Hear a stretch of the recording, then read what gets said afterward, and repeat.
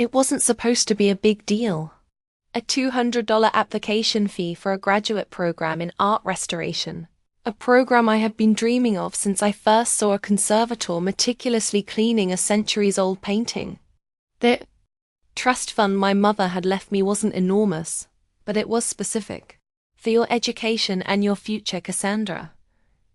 Her lawyer, Mr. Abernathy, had told me when I turned 18. A foundation for you to build upon. My mother had been a planner, an architect of dreams, and this fund was her final blueprint for my life.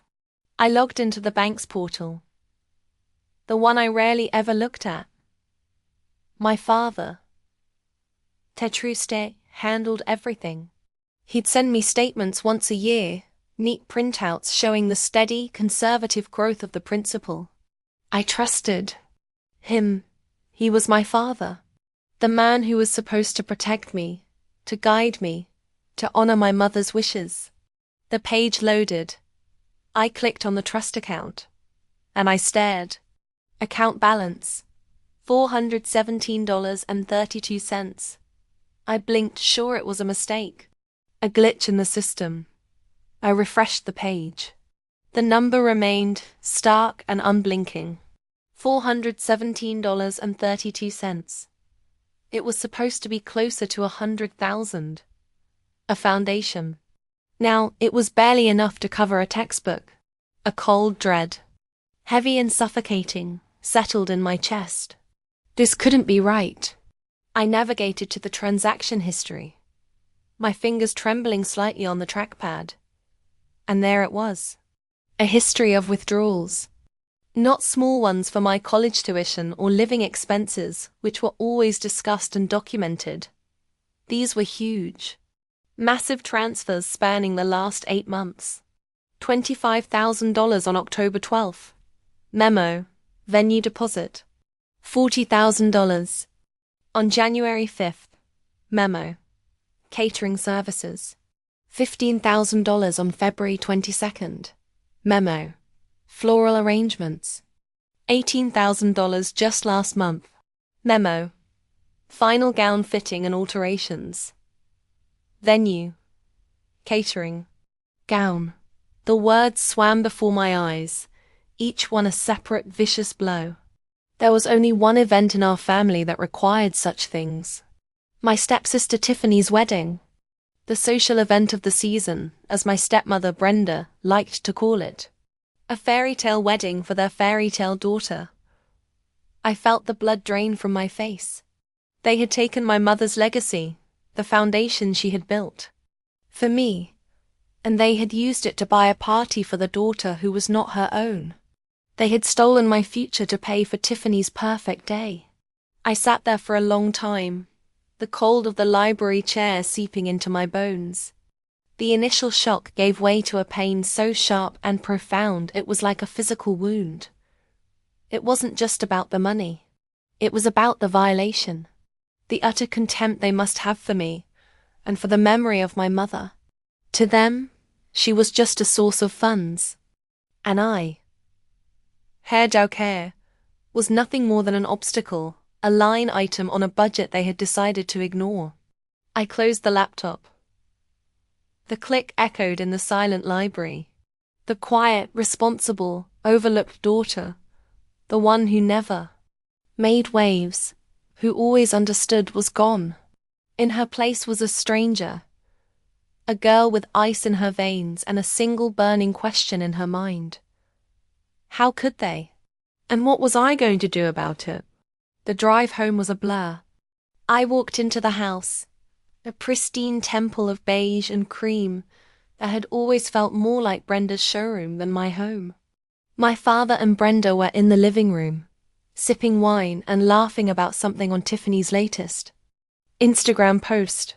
They looked up as I entered, their faces wreathed in casual contentment. "Cassie, honey, you're home early," Brenda chirped, her smile as bright and artificial as the silk orchids on the mantelpiece. My father, Richard, just nodded, his eyes already drifting back to his phone. "Everything okay?"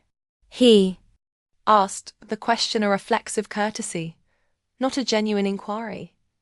No, I said, my voice flat and quiet. Nothing is okay. That got their attention. Brenda's smile faltered.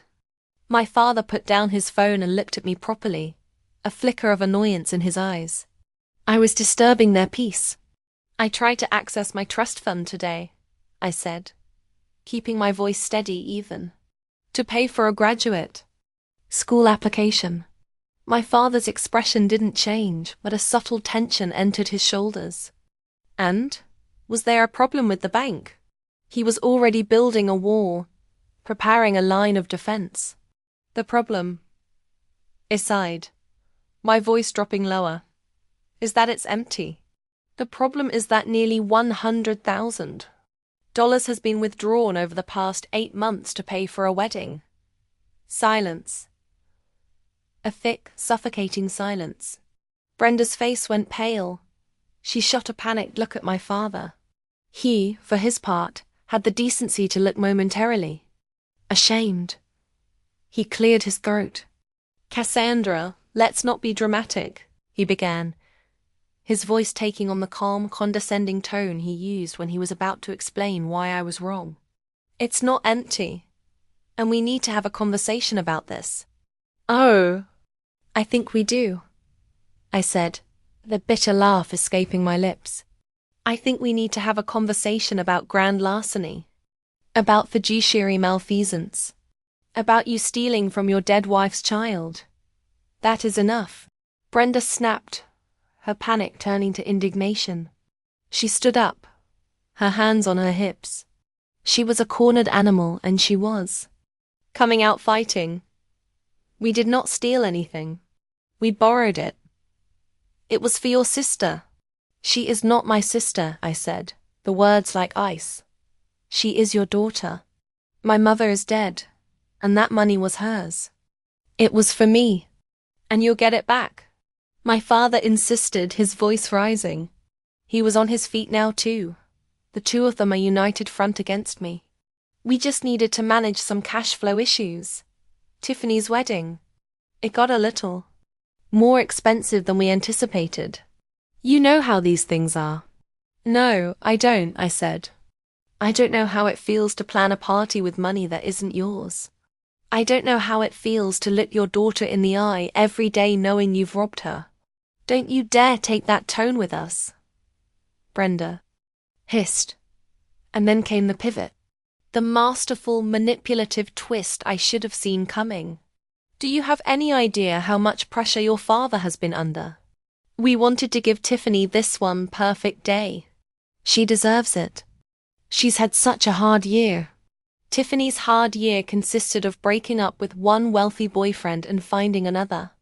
My hard year consisted of working 2 part-time jobs to supplement my scholarship while watching them plan a wedding that cost more than my entire education. This is about family, Cassie, my father said, his voice softening now, trying to draw me into their warped reality. Sometimes, in a family, you have to make sacrifices for each other. We knew you would understand. We were going to tell you after the wedding, when everything had calmed down. We were going to pay it all back over the next few years. We knew you would understand. The words hit me harder than any shout. They hadn't just stolen from me. They had counted on my silence. They had weaponized my quiet, accommodating nature against me. They knew I wouldn't make a fuss. They knew I would just take it. You weren't borrowing it, aside, my voice shaking now, not with sadness, but with a rage so pure and cold it terrified me. You were stealing it, and you were hoping I'd be too stupid or too scared to notice.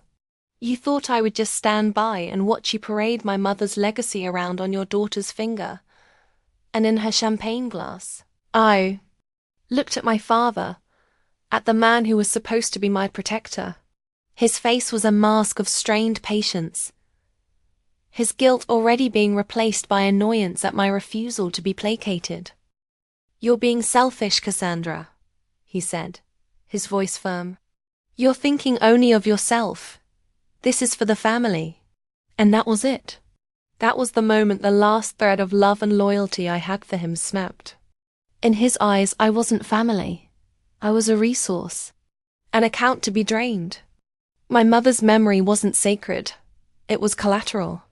I turned without another word and walked out of the room. I could hear Brenda behind me, already starting in on him. I told you we should have just asked her. I told you. She would be like this. I walked up to my room, closed the door, and leaned against it, my body trembling. The rage was gone, replaced by a vast, empty coldness. They were right about one thing. This was about family. It was about the memory of my real family, my mother. And I would not let them get away with this. They thought I would be quiet. They thought I would understand. They had no idea who I was about to become. The next few days were a masterclass in psychological warfare. My father and Brenda operated as if our conversation had never happened. They were cheerful, solicitous, and suffocatingly kind. Brenda tried to talk to me about the wedding seating chart. My father asked for my opinion on the stock market. It was a calculated campaign of normalization, designed to make me feel like the crazy one, the one who was overreacting. I played along. I was quiet, polite, and distant. I was a ghost in my own home, haunting the periphery of their happy family preparations. But beneath the calm facade, my mind was racing. The pain of their betrayal was a physical thing, a constant, dull ache in my chest. Every time I saw a new purchase arrive, a box from a high-end department store, a case of expensive wine, I felt a fresh wave of nausea. That was my graduate degree. That was the down payment on a small apartment. That was the safety net my mother had so carefully woven for me, now being unraveled thread by thread to create a tapestry for Tiffany. I thought about my mother. I pulled out the old photo albums, the ones Brenda had relegated to a dusty shelf in the back of the linen closet.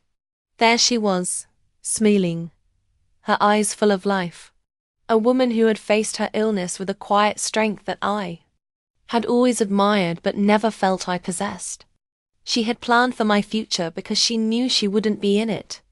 She had trusted my father to execute that plan. And he had failed her. He had betrayed her. Looking at her face, I felt a new resolve hardening inside me. This wasn't just about me anymore. It was about her.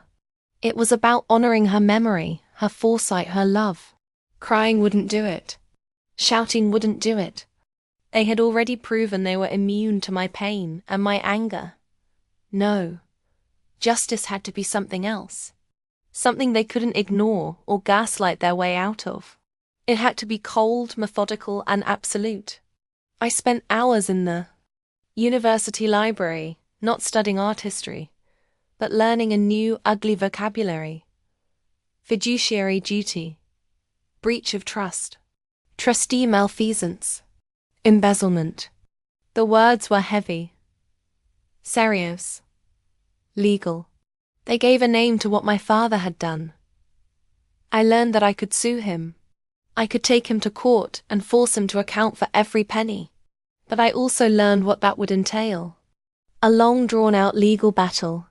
Tens of thousands of dollars in legal fees that I didn't have. It would be my word against his. He would paint me as a bitter, jealous stepsister. He would use his community standing and his carefully crafted image as a grieving widower and devoted family man against me. He would drag my mother's name through the mud, claiming she was unstable, that her wishes were unclear. He would bleed me dry emotionally and financially. And in the end, even if I won, what would be left? A shattered family and a Pyrrhic victory. The realization left me feeling hopeless. They had insulated themselves perfectly. They had stolen the very money I would need to fight them. It was a cruel, perfect trap. I sat in the library until closing time, staring at a page describing the burden of proof in civil litigation. It felt like an insurmountable mountain. They had all the power, all the money, all the control. I had nothing but the truth. And the truth, I was beginning to realize, was not always enough. As I packed up my books, a wave of despair washed over me. Maybe they were right. Maybe I should just accept it. Let them have their party. Let them have the money. Maybe the path of least resistance was the only one available to me. But then I thought of my mother's smiling face in the photograph. I thought of her quiet strength. She hadn't raised me to be a doormat. She had raised me to be a fighter, even if I had forgotten how. There had to be another way. A different kind of fight. A different battlefield where my father's money and charm wouldn't protect him. I just had to find it. My father was a creature of habit and arrogance. He believed he was the smartest person in any room, and he had a deep-seated contempt for professionals he felt he could replace. Doctors, mechanics, and lawyers. Especially lawyers. Shortly after my mother died and Brenda moved in, there had been a quiet purge. My mother's friends were slowly phased out. Her favorite decorations were replaced. And her lawyer, a man named Arthur Abernethy, was summarily dismissed. Mr. Abernethy wasn't just my mother's lawyer. He had been her closest friend since college. He was a kind, rumpled man with eyes that were both sharp and gentle. I remembered him from my childhood. A warm presence at birthday parties and holiday dinners. After my mother's diagnosis, he was at our house constantly, helping her put her affairs in order. He was the architect of the trust. My father had claimed Mr. Abernethy was too expensive and too old-fashioned. He had replaced him with a slick corporate firm that Brenda recommended. At the time, I had been too lost in my own grief to question it.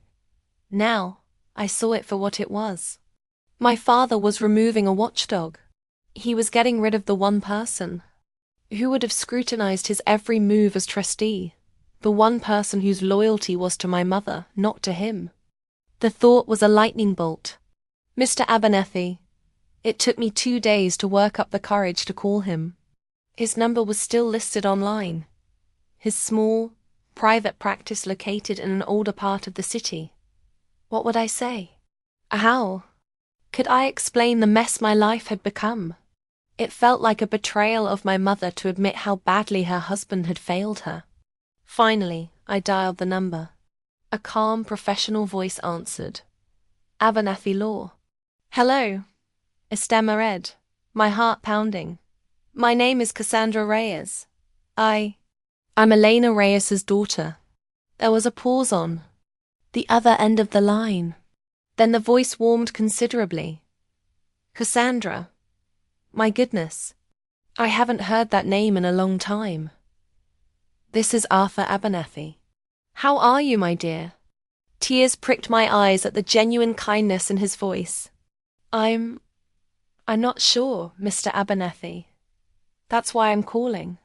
I need some advice. I think I'm in trouble. Tell me what's wrong, he said simply. And so I did. I poured out the whole sordid story. The empty trust fund. The withdrawals. Tiffany's wedding. My father's and Brenda's excuses. Their gaslighting. I told him everything. I expected him to be shocked. He wasn't. When I finished, there was a long silence on the line.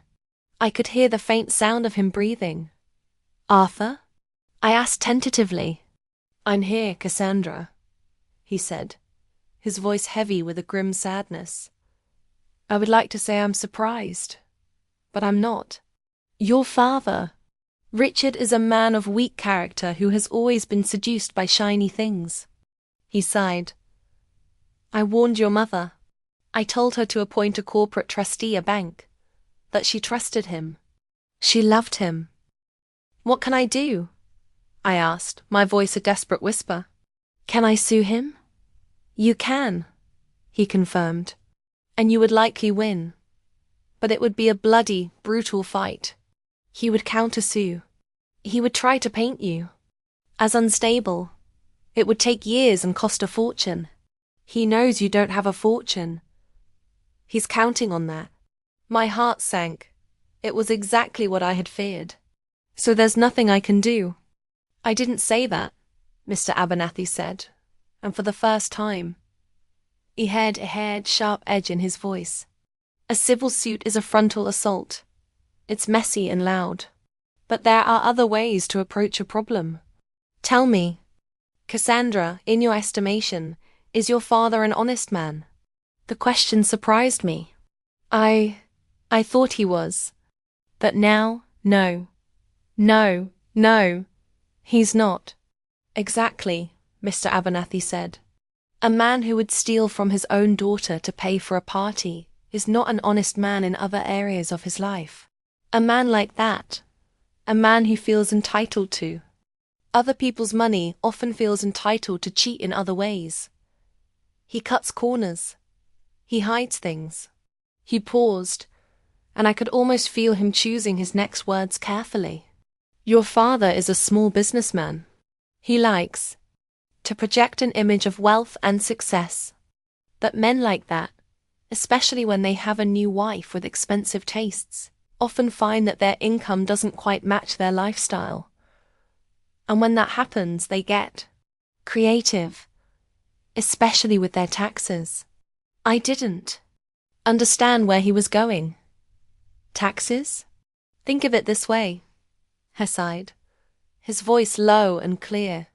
You can fight your father in a courtroom where he can use his charm and his money to twist the narrative. Or you can introduce him to an opponent that cannot be charmed. An opponent that doesn't care about his reputation or his feelings.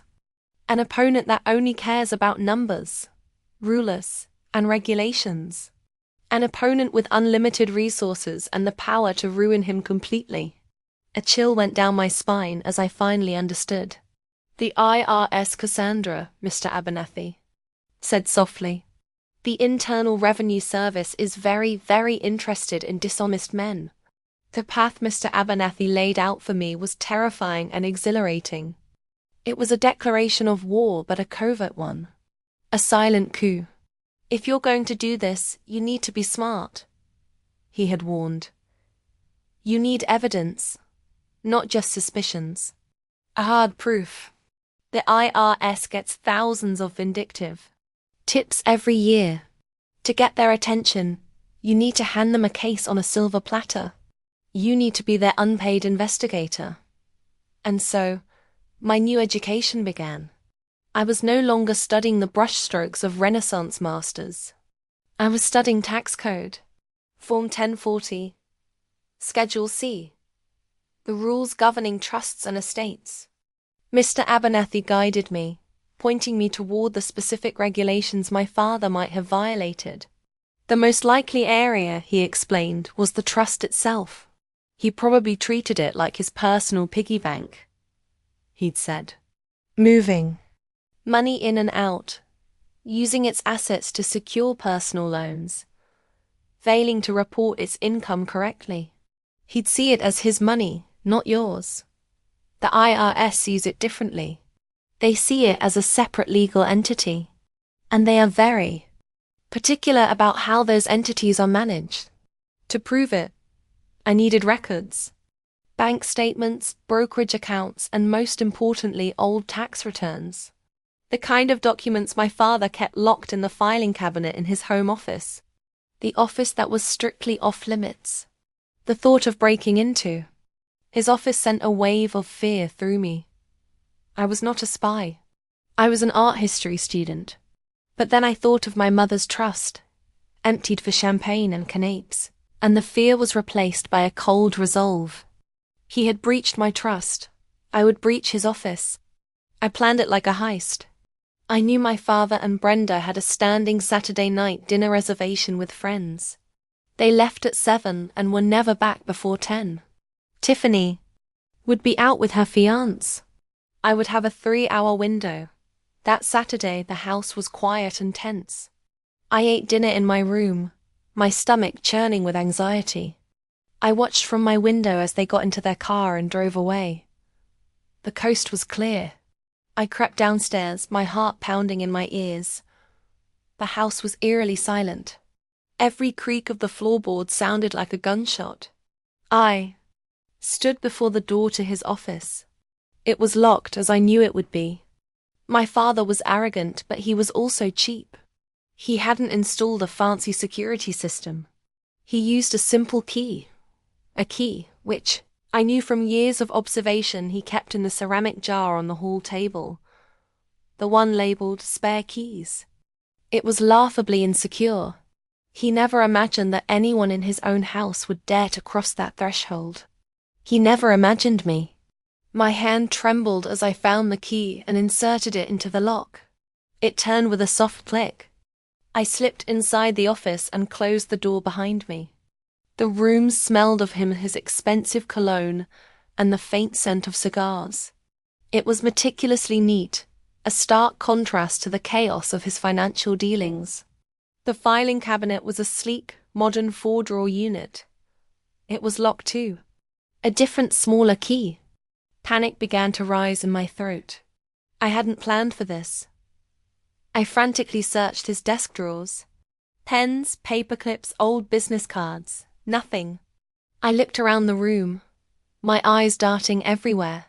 Where would a man like my father hide a key? Somewhere clever.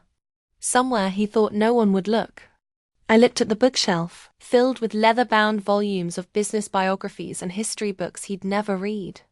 On the top shelf was a framed photo of him and Brenda on their wedding day. Next to it was a smaller, older photo. Me and my mother at the beach. I was 5 years old, sitting on her shoulders. Both of us laughing. He had kept it. For a moment, the sight of it almost broke me.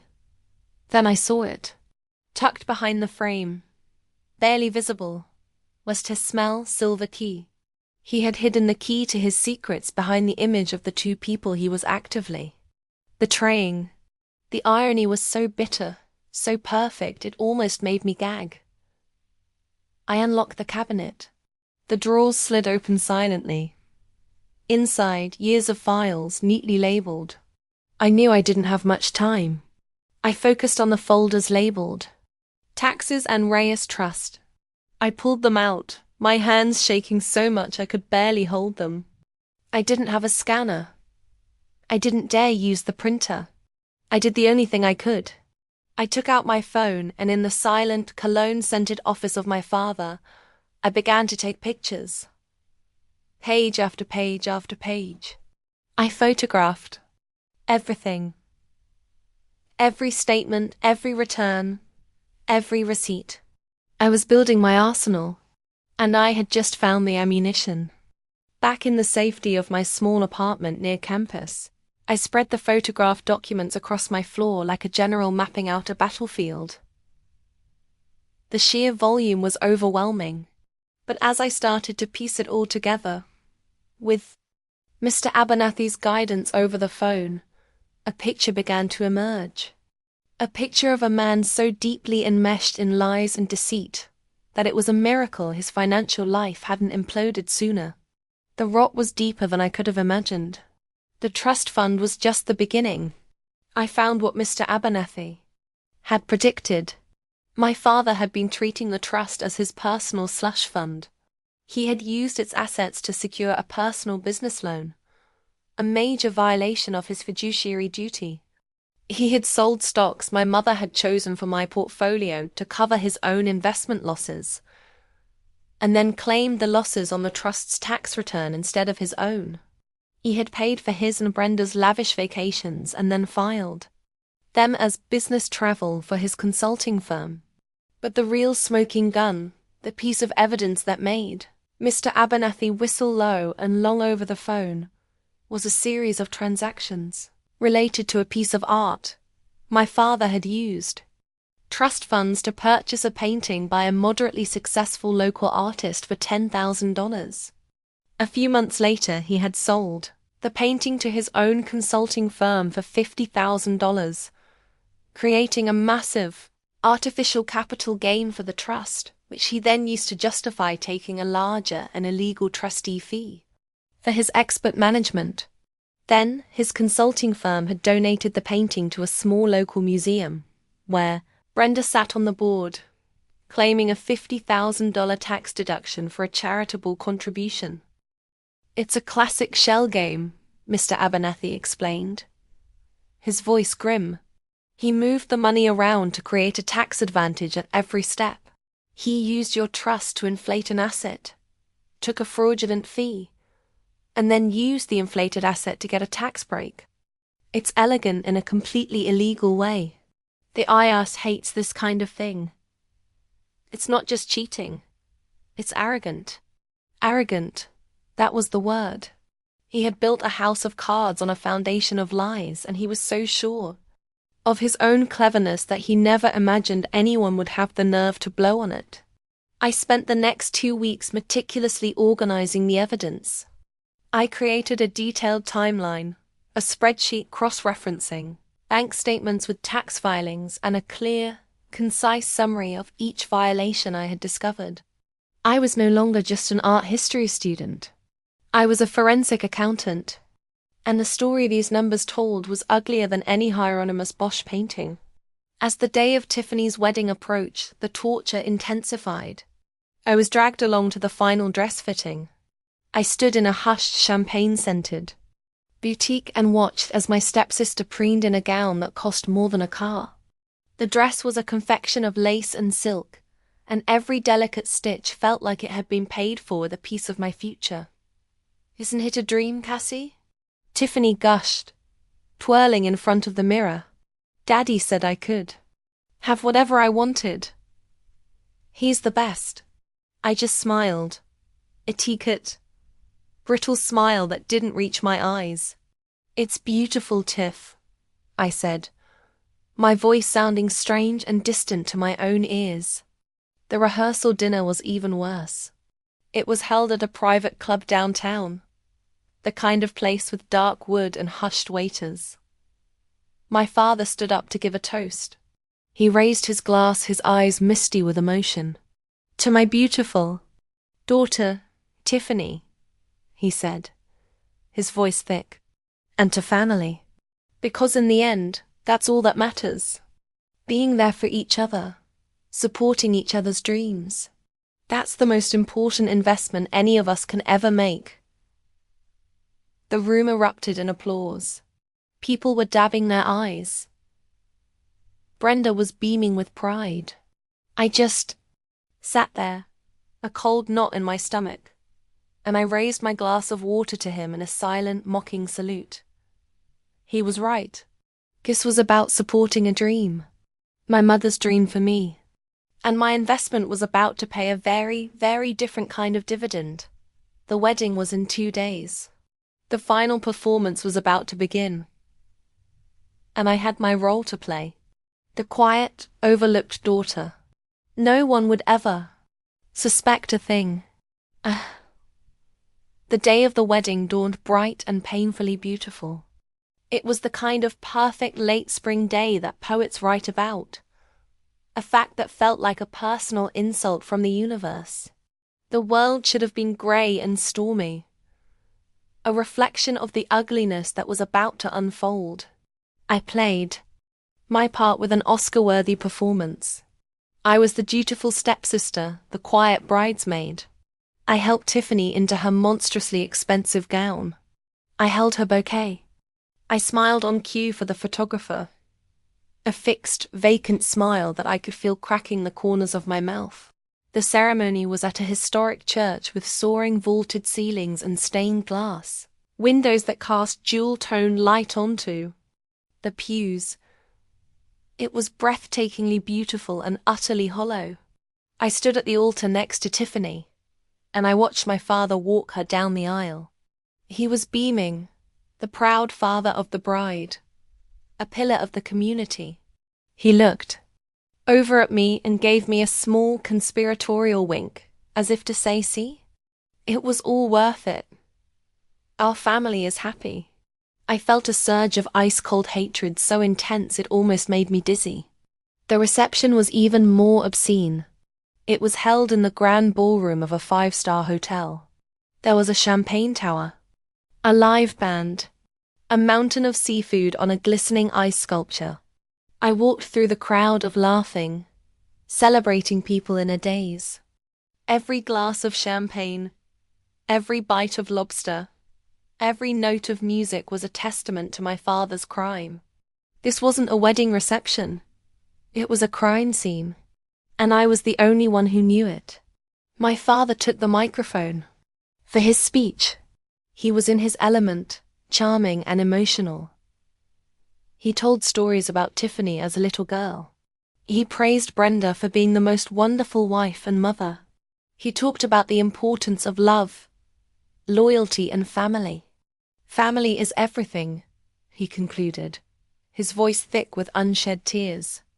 It's our anchor in the storm. It's the legacy we build and leave behind. The room was silent, captivated. And in that moment of manufactured sentimentality, I knew it was time. I slipped away from my table, my movements quiet and unnoticed.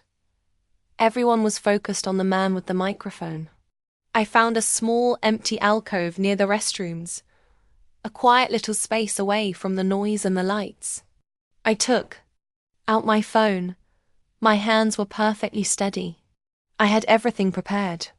The IRS whistleblower Form 211 was already filled out online, saved as a draft.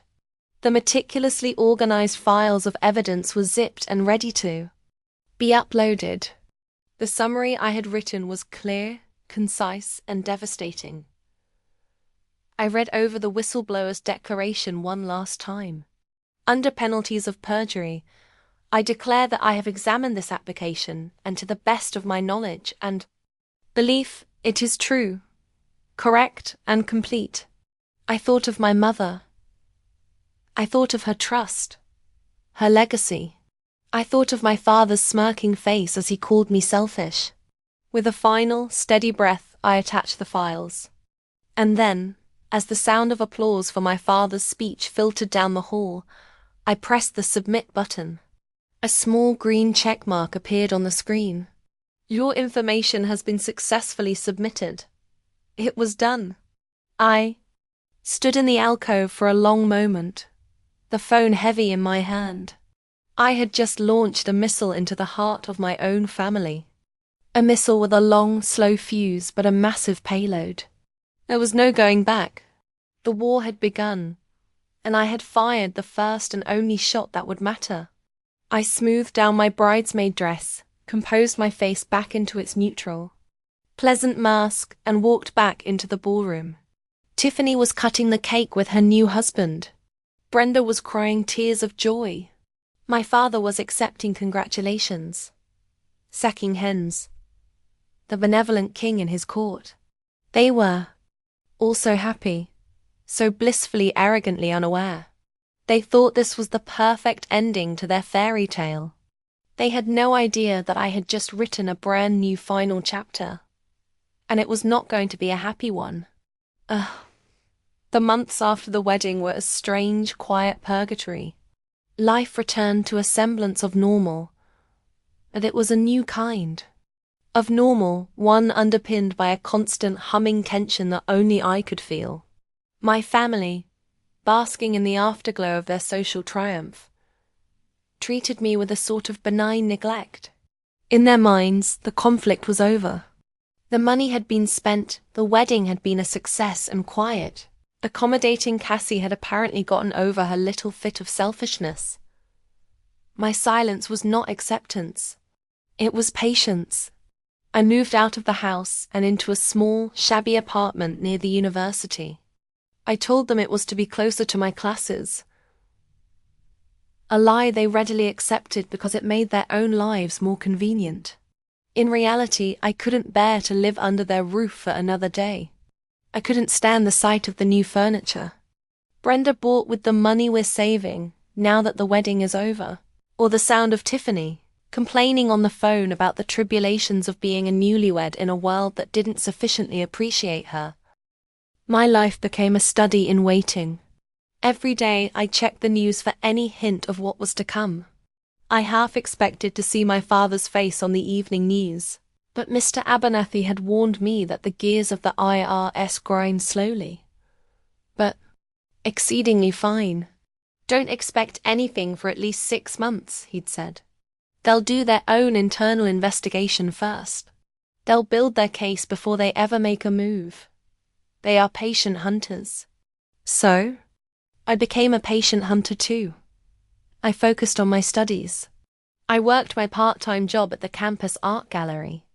I built a new, quiet life for myself, a life completely separate from them. I was living on a knife's edge, caught between my mundane present and the catastrophic future I had set in motion. Sometimes, doubt would creep in.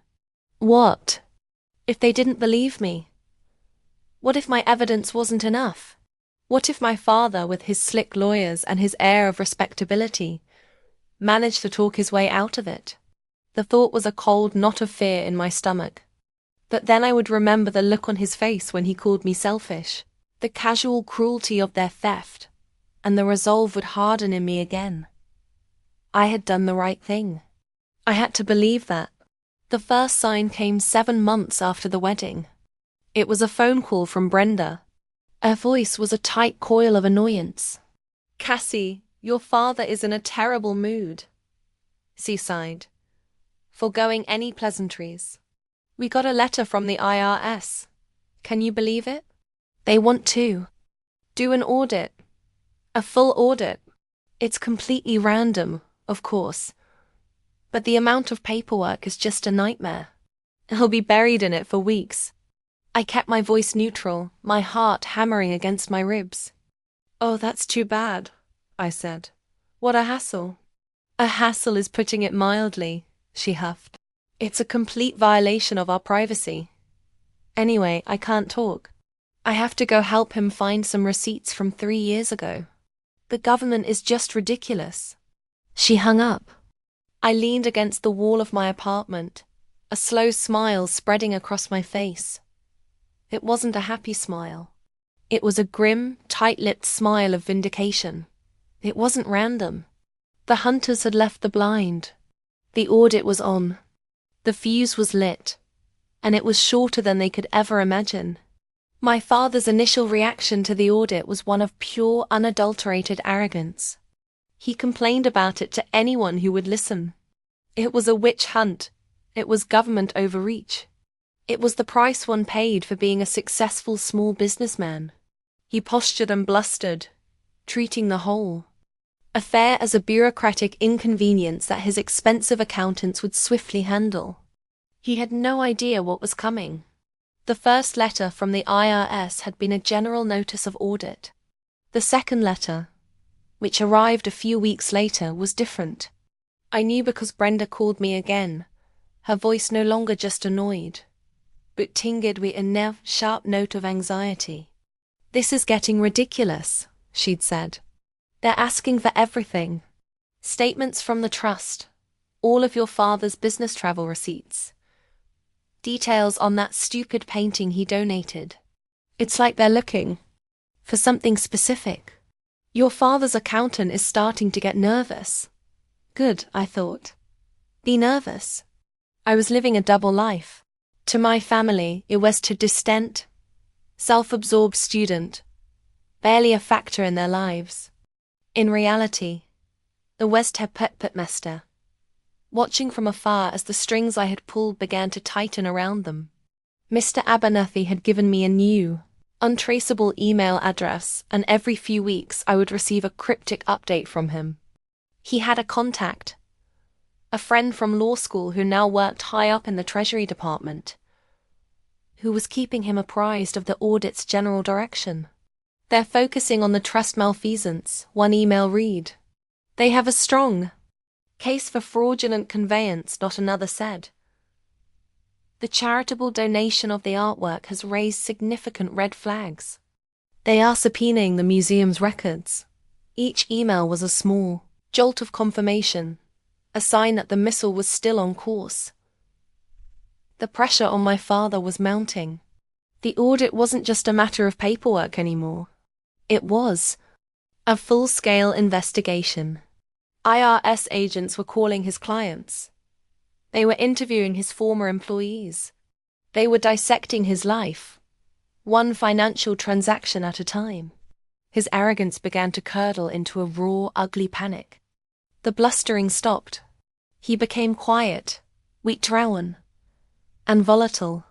Brenda's calls to me became more frequent, more frantic. "He's not sleeping," she'd whisper into the phone. "He's just sitting in his office all night, staring at piles of paper. He yelled at me yesterday for buying a new pair of shoes." Me. Can you imagine? Yes, I could imagine. The life of luxury they had built on a foundation of my mother's money and my father's fraud was beginning to crumble, and the cracks were showing. Tiffany, oblivious as ever, was the first to complain about the practical consequences. She called me one afternoon, her voice a petulant whine. "What is wrong with Mom and Dad?" she demanded. I asked them for a little loan to help with the down payment on the new condo, and they practically bit my head off. Dad started yelling about how money doesn't grow on trees. "Since when are they so cheap? It's so embarrassing." "Maybe they're just stressed about the audit," I suggested, my voice a model of false sympathy. "Whatever," she huffed. "It's not my fault the government is harassing them. They need to get over it." But they couldn't get over it, because it wasn't just harassment. It was a siege, and the walls were beginning to close in. My father knew on some level that this wasn't random. He knew that someone had given the IRS a map, and there was only one person who had access to the blueprints. The inevitable confrontation came on a rainy Tuesday afternoon. I was walking home from the gallery when a car screeched to a halt beside me. It was my father. He got out, his face a mask of fury, his hair plastered to his head by the rain. "Get in the car," he snarled. It wasn't a request. I got in. He drove a few blocks in silence, his knuckles white on the steering wheel. He pulled over on a quiet side street and turned to face me. His eyes were wild, bloodshot. The charming, confident man was gone. In his place was a cornered animal. "What did you do?" he whispered, his voice shaking with rage. I looked at him, my face a blank canvas. "I don't know what you're talking about. Don't lie to me," he roared, slamming his fist on the dashboard. "The IRS, this isn't a random audit. They know everything. They know about the loan. They know about the painting. They know things that only someone with access to my files could know. It was you. You did this." I met his gaze without flinching. My heart was pounding, but my voice was steady. "You think I'm responsible for your audit? Dad, you're being paranoid. Why would I do something like that?" My calm denial was more infuriating to him than a confession would have been. He saw the truth in my eyes, but my refusal to admit it drove him into a frenzy. He couldn't prove it. He had no evidence. It was just his word against mine, and Hickner, in that moment that he had no ground to stand on. "You ungrateful little bitch," he hissed, his face inches from mine. "After everything we've done for you, everything you've done for me," I asked, my voice dangerously quiet. "You mean like stealing my inheritance to pay for your stepdaughter's wedding? That's what you've done for me, Dad. You've shown me exactly who you are." He stared at me, speechless, his rage momentarily eclipsed by the shock of my cold, direct hit. He saw it then. The quiet, accommodating daughter was gone forever, and the person sitting next to him was a stranger. A stranger who was not afraid of him anymore. He didn't have to believe my denial. He knew. And his knowing without being able to prove it was a special kind of poison. I had not only reported him, I had erased my own fingerprints. I had made myself a ghost in his machine. And now, he would be haunted by it forever. The family unit, already fractured by the financial pressure and my father's paranoia, began to disintegrate completely. It was like watching a time-lapse video of a building demolition. The supports were kicked out one by one, and the whole structure began to groan and collapse in on itself. My father's accusation was a bomb he had carried home with him. He told Brenda that I was behind the audit, that I had betrayed them.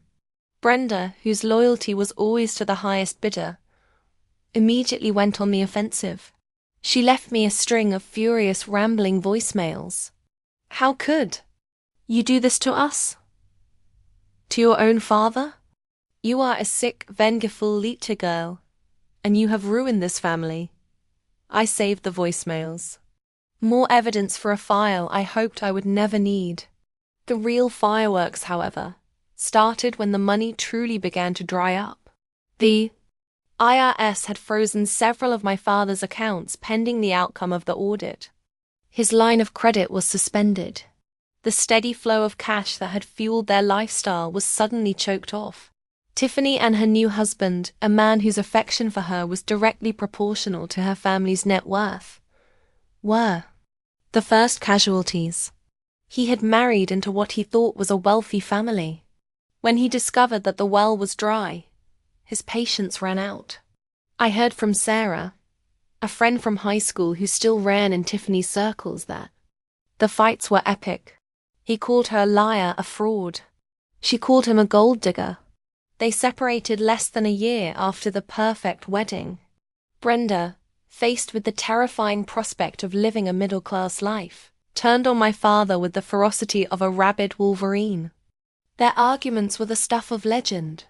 My next-door neighbor from my childhood home, a sweet old woman I still kept in touch with, would call me with whispered reports.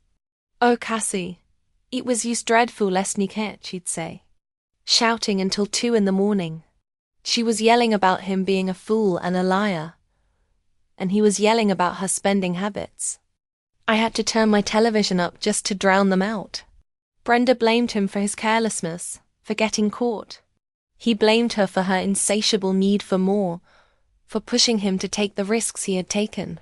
They were two scorpions in a bottle, stinging each other to death. Through it all, I remained a distant observer. I did not take their calls. I did not respond to their texts. I had built a wall around my life, and they had no way to breach it. My silence, my refusal to engage, was its own form of torture for them. They had no one to blame but each other, and so they did, with a vengeance. The final verdict from the IRS arrived a year and a half after the wedding. Mr. Abernethy called me the day he heard the news from his contact. "It's done, Cassandra," he said, his voice quiet and somber. "They finished the audit. The findings are catastrophic for him." He explained the details. The IRS had disallowed every fraudulent deduction. They had assessed back taxes on all the unreported income. They had levied penalties for fraud, negligence, and failure to pay that were almost double the amount of the original tax bill. And to top it all off, due to the flagrant and criminal nature of the fraud involving the trust, they were referring the case to the Department of Justice for a criminal investigation. My father wasn't just going to be broke. He was facing prison time. The news didn't bring me joy. It didn't bring me satisfaction. It brought a profound, quiet sense of finality. The missile I had launched had hit its target. The demolition was complete. I knew what was coming next. The final confrontation. The desperate, last-ditch attempt to confront the source of their ruin. I knew they would come for me. And I was ready. I had been preparing for this day for a very long time. They came for me at night. A desperate, broken delegation of the damned. There was a frantic banging on my apartment door, so loud it rattled the cheap frame. I knew who it was before I even looked through the peephole. My father, Brenda, and Tiffany. A grim trinity of ruin. They looked like spectres under the flickering fluorescent light of the hallway. My father's face was grey and sunken. Brenda's expensive makeup couldn't hide the terror in her eyes. And Tiffany, her face puffy from crying, looked at me with a raw, bewildered hatred. I opened the door. "We need to talk to you," my father said, his voice a hoarse croak. He tried to push his way inside, but I didn't move. I stood my ground in the doorway of my tiny apartment, a silent guardian at the gate. No, I said calmly. We have nothing to talk about. Don't you dare, Brenda, shrieked, her voice cracking. Don't you dare stand there and pretend you don't know what you've done. We got the letter, the penalties, the criminal investigation. They're going to send your father to prison. He sent himself to prison. Brenda. I replied, my voice devoid of emotion. He did it every time he lied on a tax form. Every time he stole money from my trust. This is just the bill coming due. You did this to us.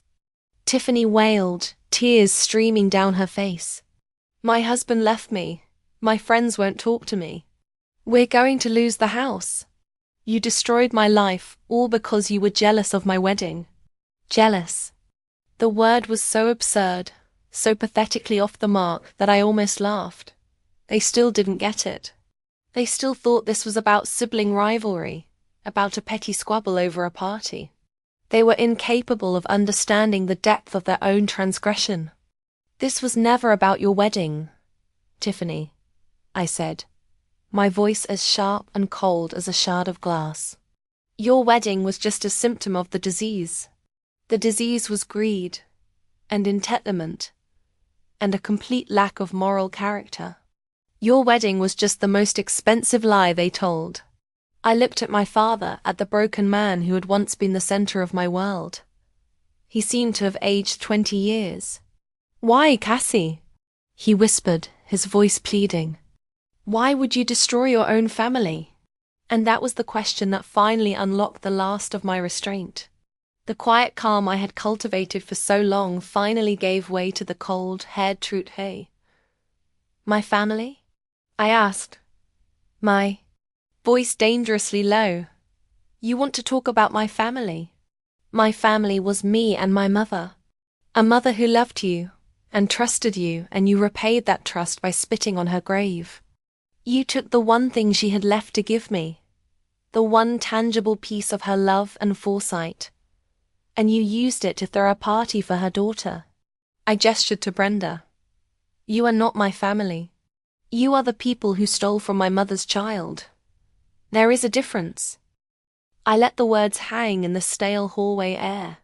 I watched the comprehension dawn on their faces.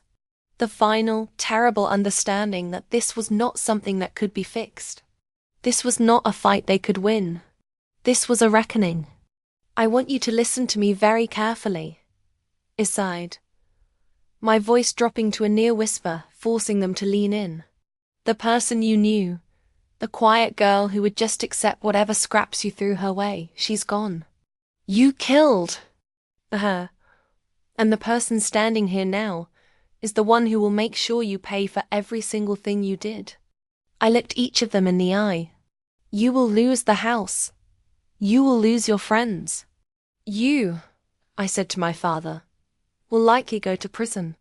And I will not feel a single moment of pity for any of you. Because this is not a tragedy. This is justice. It's the justice you owe me. And it's the justice you owe my mother. I held their gaze for a long moment, letting the finality of my words sink in.